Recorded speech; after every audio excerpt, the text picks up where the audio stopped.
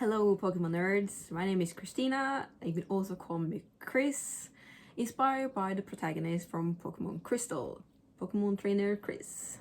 I'm also known as a Chaos Goblin, so you have several to pick from. I'm currently learning the Pokemon TCG, and I wanted to make some videos to reflect on what I learn, inspire others, and hopefully get some more good tips. If you are an experienced Pokemon TCG player, I probably won't bring anything new to the table. I am more on level. I know so little that I don't really know what I don't know yet, if that makes sense. But I want to learn, is the point. I attend local league once a week, and it's been a great way to get experience in playing. Playing online with random matchup is great as well, but at league you can get tips on what you're doing wrong and how to improve. It's social and fun, and you often get to play with relevant meta decks. So, maybe you've heard the word meta thrown around a lot. It's like, in the Pokemon TCG, it's like the content. It's what we predict players will choose of cards and how we choose the right cards to counter that. For example, adding Drapion V from Lost Origin to counter Mew VMAX decks. Drapion V is great because it's Mew's weakness, darkness, meaning you deal 380 damage with Dynamic Tail.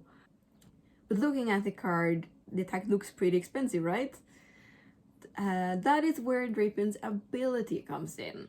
It does so that its attacks cost 1 less energy for each of the opponent's single rapid or fusion strike Pokemon in play. So with the Mew VMAX deck, that is easily 4 or more at the same time, rendering attack free of charge. So one adjustment that some Mew decks have done to counter this is, for someone, adding back Deoxys or Meleta or other one-pricer Fusion Strike Pokemon. So it it still gives Drapion the free attack, but it takes longer to win with taking just one pricer at a time. But the Mew deck needs to get rid of Drapion post-haste. Another new threat for the Mew VMAX deck is now the Spiritomb from Paldea Evolved. It stops all abilities on basic Pokemon V, meaning that VMAX and V-Star abilities still can be used. For Mew decks, that means that you can no longer use the Genesect V ability to pull cards, which is an important engine in the deck. What you can also do with the Fusion Strike Energy version of the deck is to attach Fusion Strike Energy to Genesect, and it nulls out the Spiritomb. Because on Fusion Strike Energy it says, prevent all effects of your opponent's Pokemon abilities done to the Pokemon this card is attached to. Perfect. It's great to build up Meleta attacks as well, because you can use that with Mew VMAX. It does 70 damage per Fusion Strike Energy you have attached to all your Pokemon. Since you're using it through Mew, Meleta itself doesn't need to have the Fusion Strike energies or energies at all. So I kind of wish we could use the Fusion Strike energy on Mew to stop the Drapion as well. But unfortunately, the ability that Drapion has affects Drapion itself, so it does not affect Mew, so therefore the Fusion Strike Energy card doesn't work like that. So from what I understand, you have to block yourself in some way to block Drapion, like either with the Path to the Peak Stadium card or packing your own Spiritomb. So I have used Path to the Peak in the past. I usually end up making it harder for myself. I don't love it. Maybe I'll get the hang of it someday. One thing I got bamboozled by at League this week was the Beach Court Stadium.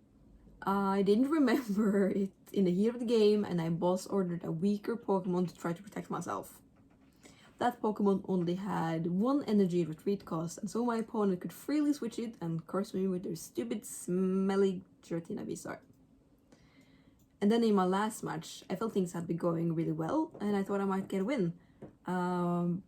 But the shop that we were at was closing, and I didn't think my action through enough, which is like the biggest mistake.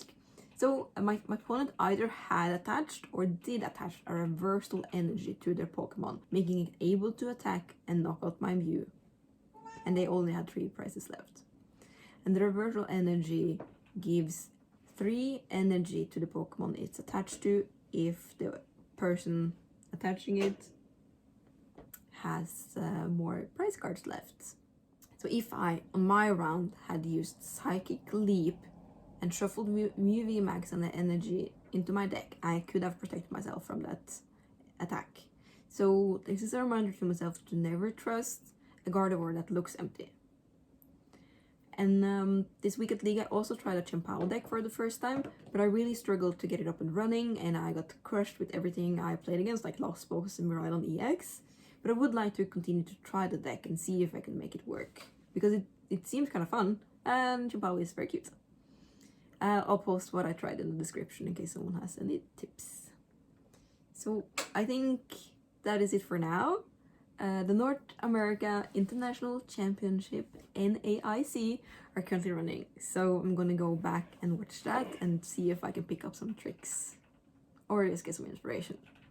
So I wish you all the best, and don't forget that you can use your frying pan as your drying pan and never let anyone hold you off from thinking outside the lost box. Bye!